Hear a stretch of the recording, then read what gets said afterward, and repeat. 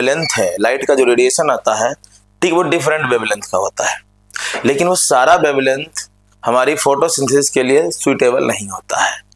अब उसमें से जो हमारी आंखें देख पाती हैं उसे विजुअल रेंज कहते हैं, और उस विजुअल रेंज में भी जो पार्ट, जितना रेंज फोटोसिंथेसिस के लिए सुइटेबल होती है, यानी जो लाइट को प्लांट एब्जॉर्ब कर पाते हैं और जिससे फोटोसिंथेसिस होती है, जिस एनर्जी को वो एटीपी में कन्वर्ट कर पाते हैं, एनर्जी कैरियर्स में कन्वर्ट कर पाते हैं, वही एनर्जी CO2 के रिडक्शन के लिए यूज होती है। यानी सीधा सीधा कहेंगे हम, जो लाइट का रेंज फोटोसिंथेसिस कराता है उसे हम फोटोसिंथेटिकली एक्टिव रेडिएशन कहते हैं।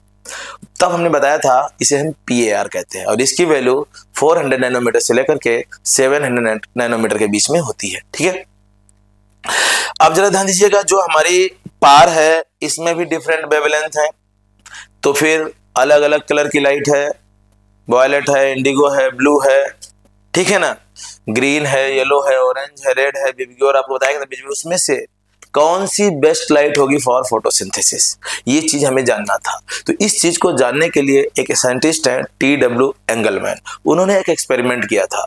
ठीक है, लाइट को स्कैटर किया था, डिफ्रैक्शन किया और एक स्पेक्ट्रम तैयार किया। वहां पर उन्हें एरोबिक बैक्टीरिया की मदद से देखा कि कौन सी लाइट ज्यादा O2 बनाने के लिए सुटेबल है। तो पता चला कि ब्लू कलर की लाइट और रेड कलर की लाइट हमारी बेस्ट लाइट है फॉर फोटोसिंथेसिस, मतलब ज्यादा O2 बनाती है। जो ज्यादा O2 बनाएगी वही लाइट, उसी से ATP का फॉर्मेशन भी ज्यादा होगा।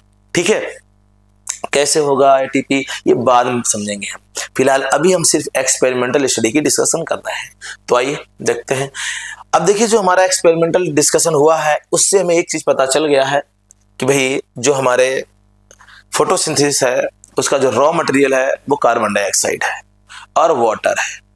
इन दोनों रिएक्शन करके हमारा फूड बनता है जिसे हम कार्बोहाइड्रेट कहते हैं। तो इसके लिए एक इक्वेशन दिया गया है, केमिकल इक्वेशन, इंपिरिकल इक्वेशन दिया गया है, ध्यान दीजिएगा। ठीक है ना, उन एक्सपेरिमेंट्स के बाद कंक्लूजन निकाला गया और एक इंपिरिकल इक्वेशन फॉर फोटोसिंथेसिस शुरू की गई। ठीक है, इंपिरिकल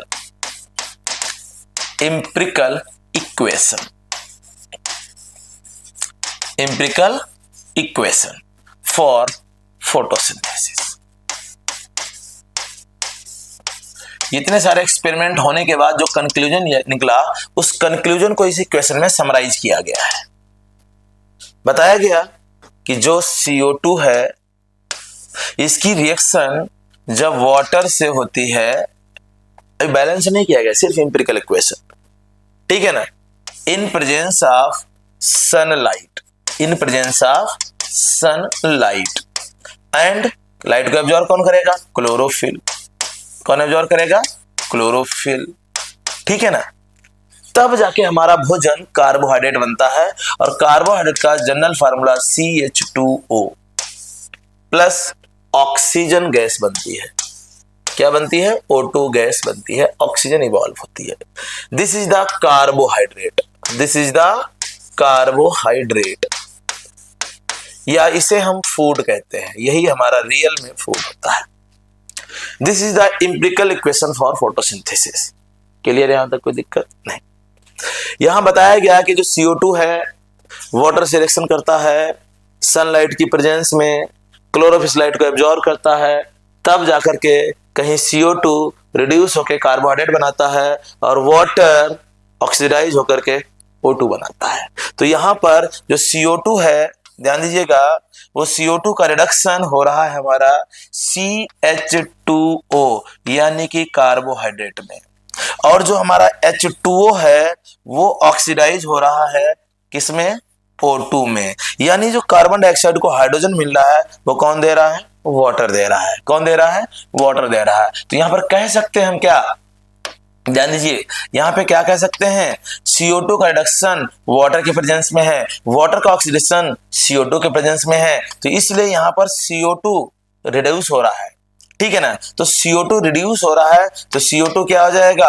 ऑक्सीडाइजिंग एजेंट हो जाएगा। क्या हो जाएगा?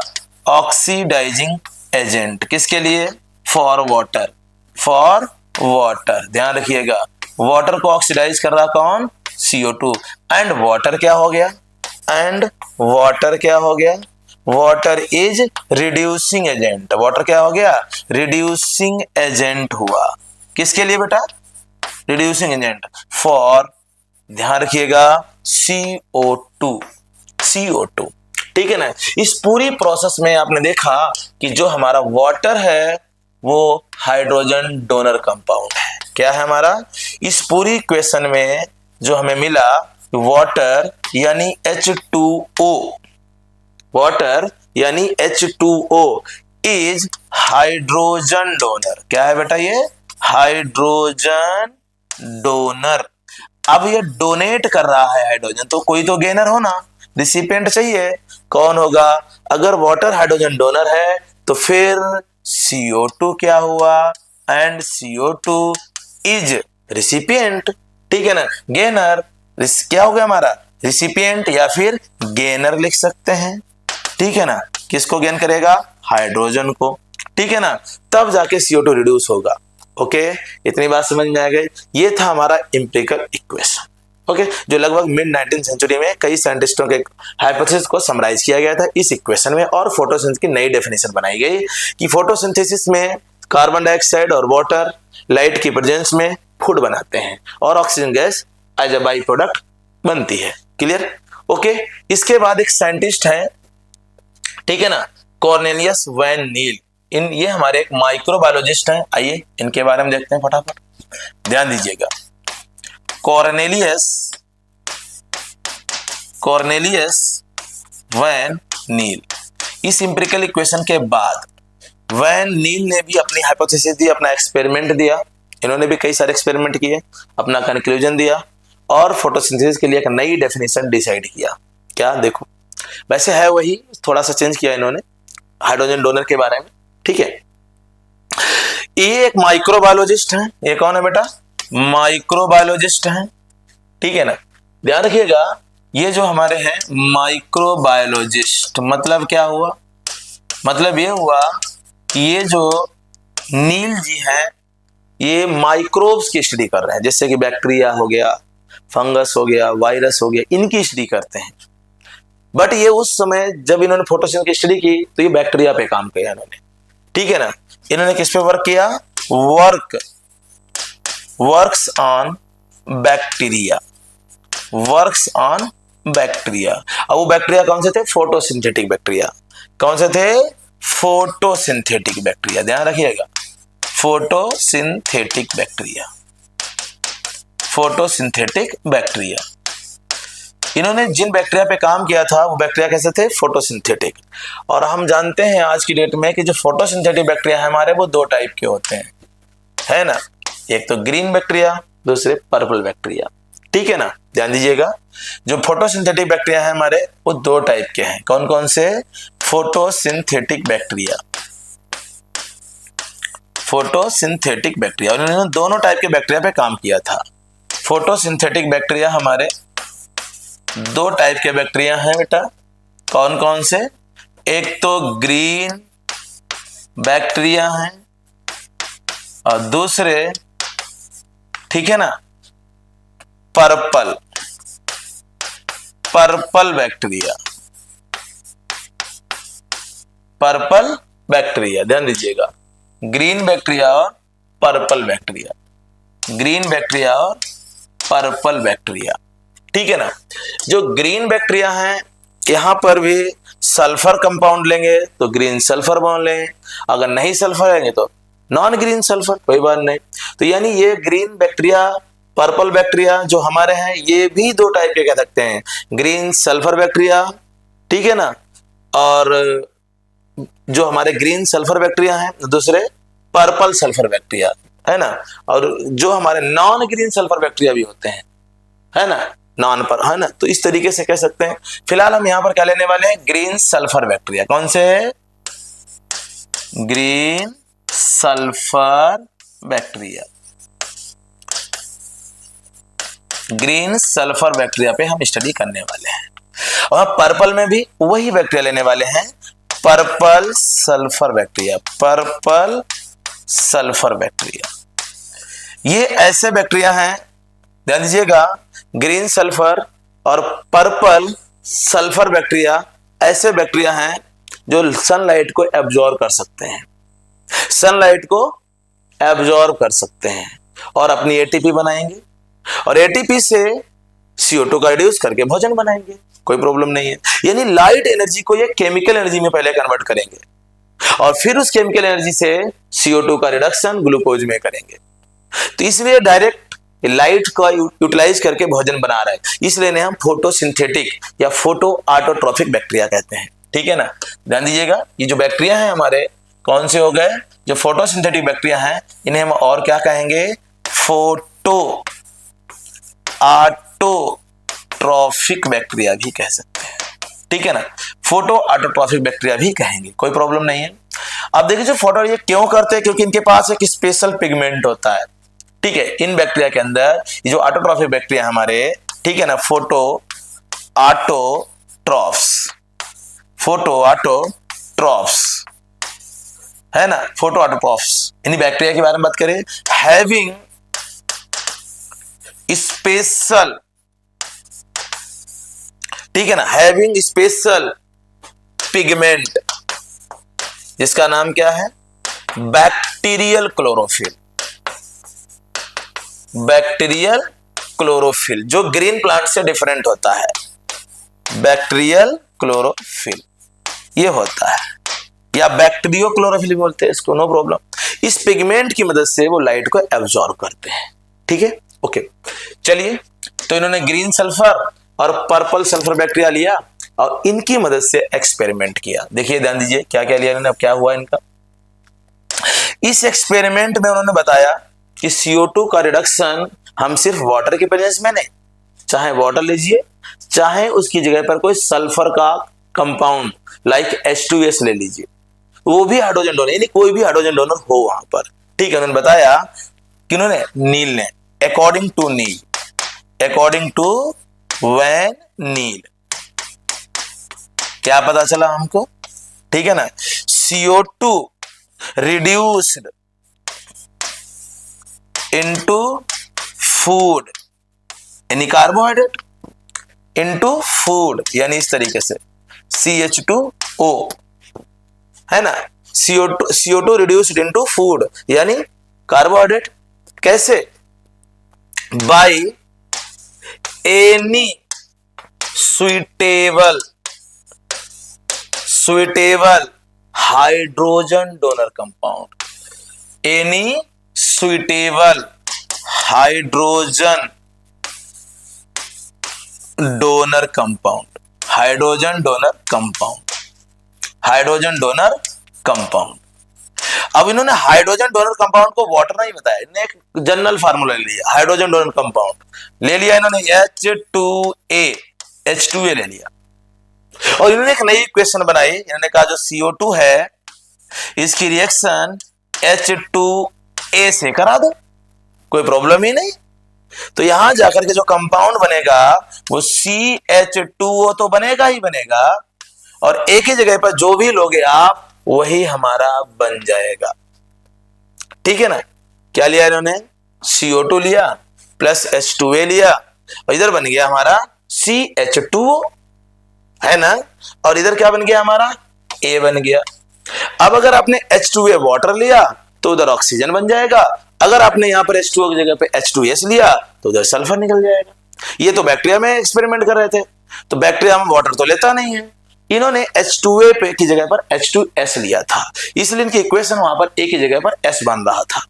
तो इस तरीके से उन्होंने इक्वेशन को डिफाइन किया, ध्यान दीजिए। और फिर दोनों इक्वेशन को हम लिख के दिखाएंगे आपके, ध्यान दीजिएगा। जैसे इन्होंने ये इक्वेशन तो थी इनकी, अब जो हमारा H2A है वो क्या क्या हो सकता है, ठीक है ना, आइदर H2O ले सकते हैं आप और H2S ले सकते हैं आप, एनीवन कोई भी ले सकते हैं, कोई प्रॉब्लम ही नहीं है।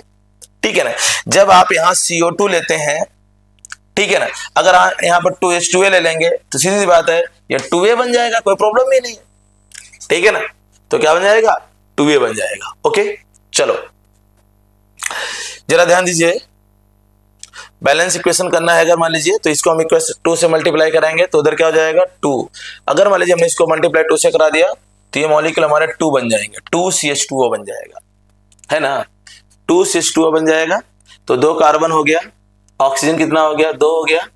और इस तरीके से हम बैलेंस कर सकते हैं। इक्वेशन बैलेंस में कोई ध्यान देने की जरूरत नहीं है फिलहाल, यहाँ इक्वेशन बैलेंसिंग से कोई लेना देना नहीं है, हम सीधा सीधा ऐसे लिख सकते हैं, कोई प्रॉब्लम नहीं है, क्योंकि बैलेंस भी करेंगे तो प्रॉब्लम आएगी, बैलेंस करने की जरूरत नहीं है। सीधा हमें फॉर्मूला बेसिक कंसेप्ट समझना है कि CO2 को एक हमें सुइटेबल हाइड्रोजन डोनर देना है, और वो सुइटेबल हाइड्रोजन डोनर CO2 को हाइड्रोजन देगा, वो कार्बोहाइड्रेट, ये क्या है हमारा हाइड्रोजन डोनर है, ये क्या है, हाइड्रोजन डोनर है। अब वो हाइड्रोजन डोनर हमारा वाटर हो सकता है, H2S हो सकता है, कोई प्रॉब्लम नहीं। अगर आपने यहाँ पर क्या लिया, H2O लिया, क्या लिया आपने, H2O लिया। जब आप H2O लेंगे तो यहाँ जो कंपाउंड बनेगा वो CH2O बनेगा, क्या बनेगा, CH2O बनेगा, और इधर बन जाएगी हमारी O2, क्या बन जाएगी, O2। अब अगर आपको इक्वेशन बैलेंस करना है, अब ये इक्वेशन बैलेंस हो सकती है, ठीक है। अभी हम ये एक हमारी इक्वेशन बन रही, मॉलिक्यूलर इक्वेशन, ठीक है ना। तो अगर इसको इक्वेशन को बैलेंस करना चाहें तो बैलेंस कर सकते हैं, कोई प्रॉब्लम नहीं है। जैसे चलिए इसको हमने लिख लिया 6CO2, तो इसको लेंगे हम 12H2O। जब 12H2O लेंगे तो इसके मॉलिक्यूल बन जाएंगे 6, इसके मॉलिक्यूल बन जाएंगे 6। जैसे आपने इसको बैलेंस किया तो हाइड्रोजन बैलेंस नहीं होगा, तो फिर हमें यहाँ पर 6H2O मॉलिक्यूल ऐड करने पड़े निकलते, और बताया था कि फोटोसिंथेसिस में वाटर भी बनता है, ठीक है ना। तो ये हमारी एक केमिकली बैलेंस्ड इक्वेशन हो जाएगी, ये क्या हो जाएगी, हमारी केमिकली बैलेंस्ड इक्वेशन बनके तैयार हो जाएगी, this is the chemical balanced equation, ठीक है ना।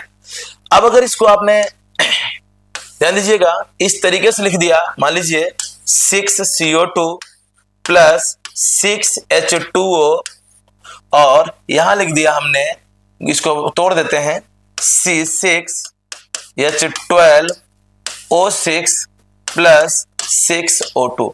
अगर आप देखेंगे केमिस्ट्री के अकॉर्डिंग बैलेंसिंग, तो हमारी इक्वेशन तो ये भी बैलेंस होगी। काउंट करना चाहें तो कर सकते हैं, कार्बन इस साइड में कितने हैं 6, इस साइड में कितने हैं 6, बैलेंस है।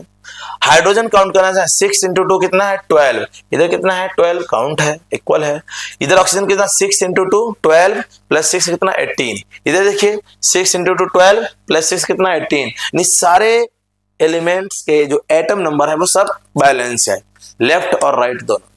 लेकिन क्या ये इक्वेशन सही है, नहीं है। केमिस्ट्री के अकॉर्डिंग आप बोल सकते हैं कि बैलेंस तो है सर, फिर गलत क्यों है, बताता हूं।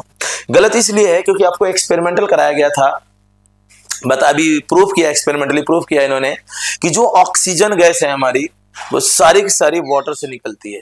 कहां से निकलती है, वाटर से निकलती है। जब ऑक्सीजन सारी की सारी वाटर से निकलेगी तो यहां तो ऑक्सीजन 6 ही है और वहां 6O2 मतलब 12 है, तो 12 मॉलिक्यूल O के लिए एटम 12 एटम ऑक्सीजन के लेने के लिए 6 मॉलिक्यूल O2 बनाने के लिए हमें यहाँ पे 12 मॉलिक्यूल वाटर लेना कंपलसरी होगा।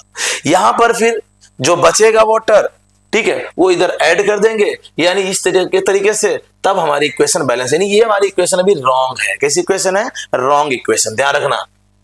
केमिकली बैलेंस्ड है बट बायोलॉजिकली ये हमारी इक्वेशन रॉन्ग हो गई। तो बैलेंस्ड राइट इक्वेशन क्या होगी लिखना है, ये भी रॉन्ग भी समझना है आपको, ध्यान रखना। इसे रॉन्ग क्यों कहा गया ये ध्यान रखना। अब मैं राइट इक्वेशन लिखना, इसी को हम राइट कर रहे हैं, ध्यान दीजिएगा। 6CO2 प्लस 6 की जगह पे हमें क्या करना है, यहां पर 12H2O, ध्यान दीजिए। तब जाके जो कंपाउंड बनके तैयार होगा वो होगा C6H12O6 plus 6H2O plus 6O2। ये हमारी एकदम करेक्ट इक्वेशन है, बिल्कुल करेक्ट इक्वेशन है।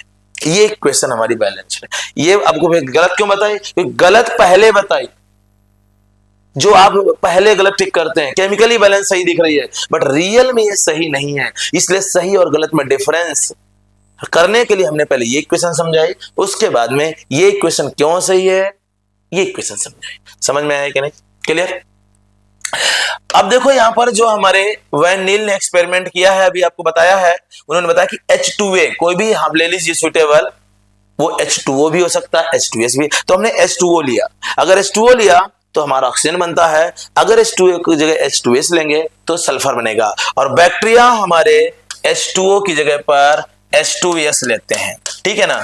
ध्यान दीजिएगा, बैक्टीरियल फोटोसिंथेसिस जो होती है हमारी, बैक्टीरियल फोटोसिंथेसिस, बैक्टीरियल फोटोसिंथेसिस जो होती है हमारी, ध्यान दीजिएगा, वो हमारी एन ऑक्सीजेनिक होती है, O2 नहीं बनाते बोलो, ठीक है, एन ऑक्सीजेनिक होती है, O2 नहीं लेते हैं। क्यों O2 नहीं बनाते हैं? क्यों? बिकॉज वो क्या यूज करते हैं? बिकॉज हाइड्रोजन डोनर क्या होता है वहां पर? Hydrogen donor is H2S in place of H2O। वहां पे वो H2S लेते हैं, H2O नहीं, इसलिए उनकी इक्वेशन में ऑक्सीजन नहीं बनती है, सल्फर बनती है। यानी उनकी इक्वेशन CO2 प्लस H2S हो जाएगी और जाकर के कंपाउंड CH2O, ये कार्बोहाइड्रेट प्लस सल्फर बन जाएगा। ये हमारा वैन नील का एक्सपेरिमेंट है। बोलो इतनी बात समझ में आ गई? क्लियर? कोई दिक्कत नहीं? ओके, अब इसके बाद हमारे और कुछ साइंटिस्ट का ग्रुप है, लेकिन हमारे नहीं नाम दिए गए कुछ बुकों में, ठीक, कोई बात नहीं। तो यहां पर ये कैसे पता चला कि ऑक्सीजन जो बनती है इसमें वाटर से ही निकलती है? इसके लिए रेडियो एक्टिव एक्सपेरिमेंट किया, रेडियो एक्टिव ट्रेसर टेक्नोलॉजी है हमारी, ठीक है ना, उसके थ्रू, एक्सपेरिमेंट के थ्रू पता चला, ठीक है। क्या किया गया था? साइंटिस्ट हैं, ध्यान दीजिएगा, साइंटिस्ट का नाम है र्यूवेन कैमेन एंड हैसिड्स। ये 3 साइंटिस्ट हैं, ध्यान रखो बेटा, नहीं भी नाम याद रखोगे कोई दिक्कत नहीं है। इसमें यहां पर नाम आपको, क्योंकि 11th की बुक्स में नाम नहीं दिया गया है NCERT में, बट करेस्पॉन्डिंग बुकों में दिया गया है, तो कोई दिक्कत नहीं है, आपको अपने क्लास में कोई प्रॉब्लम भी नहीं है, नहीं नाम में रखो तो भी पूछा नहीं जाएगा। लेकिन फिर भी हम एक्सपेरिमेंट बता रहे हैं तो नाम बताना जरूरी है, हमें समझा। चलो क्या बताया इन्होंने एक radio active technology, radio active tracer technology है ना, कौन सा? Radio active tracer technology.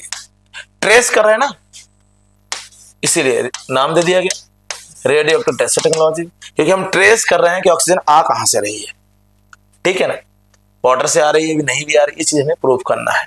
चलो देखते हैं क्या किया इन्होंने। इसमें इन्होंने जो ऑक्सीजन का आइसोटॉप थी, radio active isotope, radio active isotope of O मतलब ऑक्सीजन, कौन था? O इज O18 लिया इन प्लेस ऑफ O16। ध्यान रखिए, O18 लिया, O16 जो है कहां? In water and then reduced CO2, और उसके बाद CO2 रिड्यूस किया। जो नॉर्मल वाटर था हमारा H2O, जिसमें O16 रहता है, उस O16 की जगह पर जो उस प्लांट को वाटर अवेलेबल कराया वो था O18 वाला। तो पता चल जाएगा क्या? देखो, इन्होंने जो CO2 लिया वो तो नॉर्मल ही था, बट जो वाटर लिया 12H2O के जो मॉलिक्यूल लिए इन्होंने, वो O16 जगह पर यहां पे क्या लिया? O18 लिया, 18 लिया, और फिर इसका वही नॉर्मल प्लांट फोटोसिंथेसिस कराई, है ना। सनलाइट, कोई प्रॉब्लम नहीं है, सनलाइट, क्लोरोफिल, वैसे ही इक्वेशन हुई है, क्लोरोफिल, कार्बोहाइड्रेट जो बना है वो इस तरीके से C6H12O6 plus 6H2O plus 6O2। अब यहां जब पता चला कि जो ये वाटर का O18 है वो सारा का सारा 18 हमें कहां दिखाई पड़ेगा? O2 में दिखाई पड़ेगा। तो फिर कार्बन को जो हाइड्रोजन मिले हैं वो तो इसने दे दिए, बट जो ऑक्सीजन था वो O2 के फॉर्म में निकला है। तो ये जो वाटर का ऑक्सीजन वो कहां से आया है? तो वाटर में जो ऑक्सीजन है वो कार्बन डाइऑक्साइड से आया। कहां से आया है? Carbon dioxide. ध्यान दीजिएगा, जो नया वाटर मॉलिक्यूल बना है वो ये वाला नहीं है, ये कार्बन डाइऑक्साइड को ऑक्सीजन लिया है और यहां से हाइड्रोजन लेकर के नया वाटर, इसलिए एसी मिलिट्री वाटर हो गया। क्या हो गया? एसी मिलिट्री वाटर हो गया। बोलो बात समझ में आ गई? इसीलिए ये वाली जो इक्वेशन थी हमारी, ऊपर ध्यान दो इधर, ये वाली इक्वेशन जो रॉन्ग बताई गई, इसीलिए इसी कंसेप्ट के बेस पर ये इक्वेशन आपको रॉन्ग बताई गई। क्या बताई गई? रॉन्ग बताई गई। क्यों? क्योंकि यहां पर इक्वेशन केमिकली तो बैलेंस दिख रही है, बट 6O2 मॉलिक्यूल बनाने के लिए हमें यहां O12 होने भी तो चाहिए, यहां तो 6 ही है। इसलिए हमें, और क्योंकि हम जानते हैं कि oxygen only and only water से निकलने वाली है, और यहां हमने O2, वाटर और CO2 दोनों को मिला के बना दिया, ये गड़बड़ी हो गई हमसे, इसलिए ये इक्वेशन हमारी गलत हो गई। ठीक है, अब हमें इसी इक्वेशन को करेक्ट करना था उस इक्वेशन से। कौन सी? र्यूवेन कैमन हाइसेट से जो एक्सपेरिमेंट था, वहां से पता चला कि जो भी ऑक्सीजन बनेगा वो वाटर से बनेगा। किससे बनेगा? वाटर से। इसलिए यहाँ पे 12 वाटर करना हमें जरूरी है, तभी इक्वेशन बन पाएगी और इक्वेशन हमारी बैलेंस हो जाएगी। ये थे हमारे एक्सपेरिमेंटल स्टडी फॉर फोटोसिंथेसिस। बोलो इतनी बात समझ में आ गई? अब आपको प्रॉपर तरीके से केमिकल बैलेंस इक्वेशन भी पता चल गई कि भाई कितना, ठीक है, कौन लिया जा रहा है, कौन क्या बन रहा है, ये सारी चीजें हमें फोटोसिंथेसिस के बारे में डिस्कस हो चुकी हैं। आइए अब एक नई डेफिनेशन बनाते हैं फोटोसिंथेसिस की। क्या बेटा? फोटोसिंथेसिस की डेफिनेशन क्या है? Photosynthesis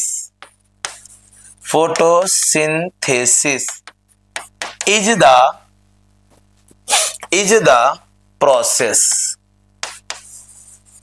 in which green plants produce their food। किससे बेटा?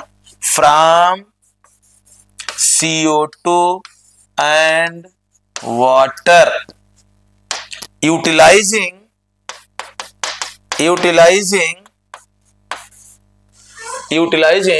ध्यान रखना, क्या यूटिलाइज करते हैं ये? Utilizing solar energy. कैसे? With the help of green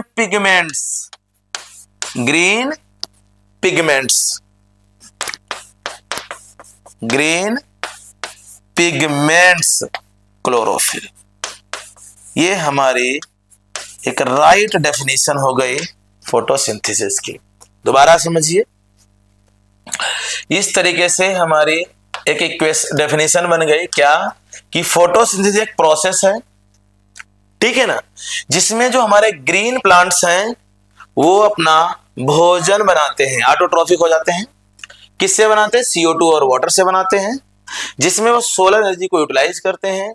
उसमें भी हेल्प किसकी लेते हैं? ग्रीन पिगमेंट्स की, और वो ग्रीन पिगमेंट कोई और नहीं, क्लोरोफिल है। बोलो इतनी बात समझ में आ गई? क्लियर? ओके, तो इस तरीके से ये हमारे ग्रीन प्लांट्स की हो गए। चलो, फोटोसिंथेसिस करते कौन कौन से हैं? देखिए, अभी आपको बैक्टीरिया बताया गया था कि बैक्टीरिया भी फोटोसिंथेसिस करते हैं, लेकिन वो O2 नहीं बनाते। प्लांट फोटोसिंथेसिस करते हैं, वो O2 बनाते हैं। तो आइए बात करते हैं फोटोसिंथेसिस होती कितने टाइप की है सभी लिविंग्स में, ठीक है ना। सबसे पहले हम देखेंगे टाइप्स ऑफ फोटोसिंथेसिस।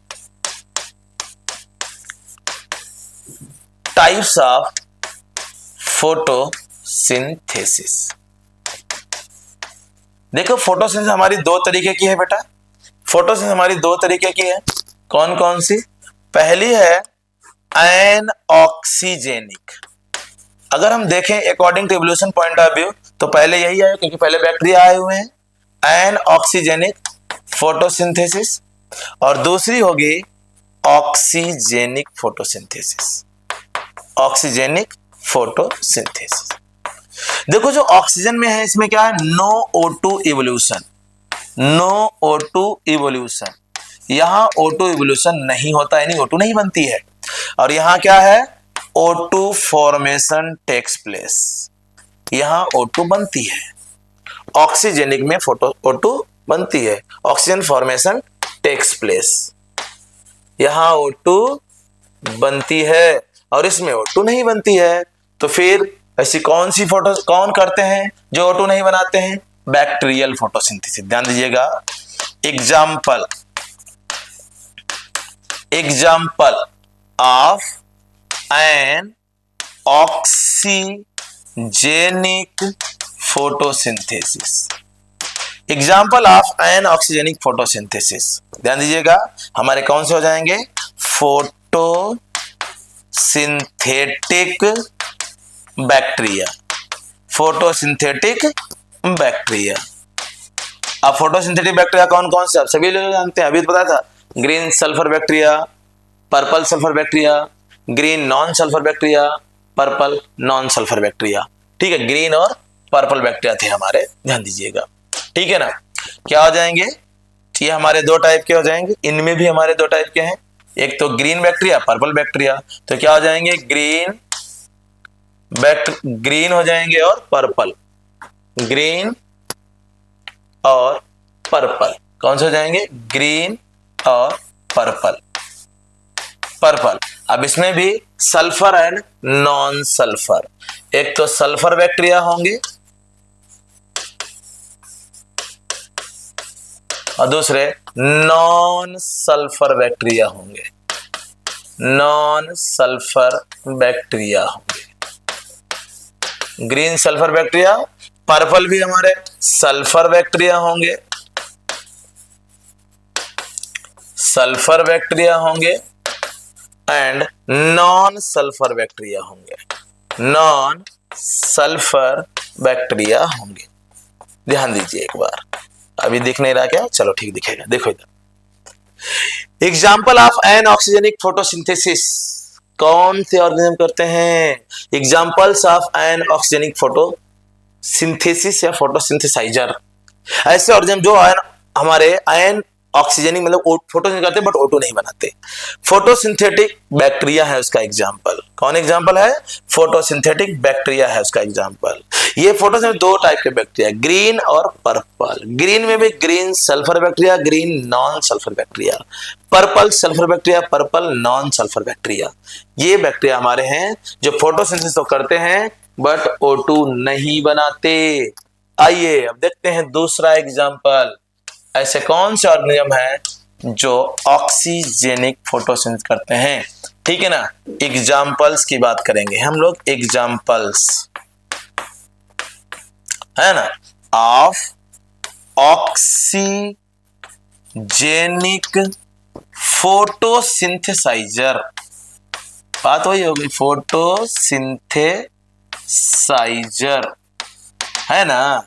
अब हम वो ऑर्गेनिज्म्स के बारे में बात करने वाले हैं जो फोटोसिंथेसिस करेंगे और O2 बनाएंगे। तो कौन कौन से हैं भाई? देखो, सबसे पहला बैक्टीरिया के बाद साइनोबैक्टीरिया आया। बैक्टीरिया ने तो O2 बनाई नहीं, लेकिन फिर बनाई किसने? साइनोबैक्टीरिया में, जिनको हम पहले एक और पुराना नाम देते थे ब्लू ग्रीन एल्गी। अब इनका नाम चेंज कर दिया गया साइनोबैक्टीरिया, विटेकर ने बदल दिया इसका नाम। ब्लू ग्रीन एल्गी क्योंकि एल्गी होते नहीं, प्रोकैरियोटिक हैं, एक नाम दे दिया साइनोबैक्टीरिया, कोई बात नहीं। दूसरे साइनोबैक्टीरिया के बाद जितने भी ग्रीन प्लांट्स हैं, ठीक है ना, कुछ प्लांट्स कुछ सिंगल सेल्ड भी हैं, कुछ प्रोटिस्ट हमारे, ठीक है ना। सम प्रोटिस्ट जो फोटोसिंथेसिस करते हैं, प्रोटिस्ट्स लाइक डायटम्स है ना, डाइनोफ्लैजिलेट्स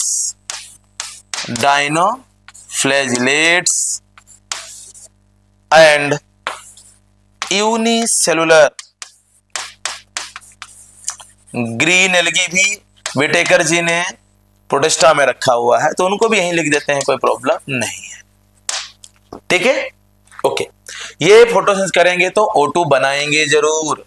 और थर्ड एग्जांपल हमारे सभी plants, all green plants, all green plants. अब जैसे ही नाम आया ऑल ग्रीन प्लांट्स तो इसमें तो सारे आ गए, जैसे कि एल्गी आ गए, ब्रायोफाइट्स आ गए, ब्रायोफाइट्स आ गए, टेरिडोफाइट्स आ गए, टेरिडोफाइट्स आ गए, ठीक है ना। उसके बाद जिम्नोरेंजियो भी आ गए, उसके बाद जिम्नोस्पर्म्स आ गए, जिम्नोस्पर्म्स, और उसके बाद लास्ट में एंजियोस्पर्म्स। ये भी फोटोसिंथेसिस करेंगे तो फिर O2 बनाएंगे जरूर। ध्यान दीजिए, सारे ग्रीन प्लांट्स, एल्गी हो, ब्रायो हो, टेडो हो, जिम्नो हो, एंजियो, किसी भी कैटेगरी का कोई भी प्लांट हो, फोटोसिंथेसिस करेगा तो O2 बनाना ही पड़ेगा, O2 बनाता जरूर है वो। तो इस तरीके से ये सारे के सारे ऑक्सीजेनिक फोटोसिंथेसिस करते हैं, और बैक्टीरिया हमारे जो थे पर्पल और ग्रीन कलर के, वो एन ऑक्सीजेनिक फोटोसिंथेसिस करते थे। बोलो इतनी बात समझ में आ गई? क्लियर? ओके, आज के लिए इतना रखते हैं, बाकी फिर बाद में देखेंगे। अगले टर्न पे हम लोग पढ़ेंगे कि जो हमारे प्लांट्स फोटोसिंथेसिस करते हैं, हायर प्लांट्स, उनमें फोटोसिंथेसिस कहाँ होती, किस पार्ट में होती, कैसे होती, इनके बारे में बात करेंगे, और फिर पढ़ेंगे मैकेनिज्म ऑफ फोटोसिंथेसिस। आज के लिए इतना है। Okay, thank you.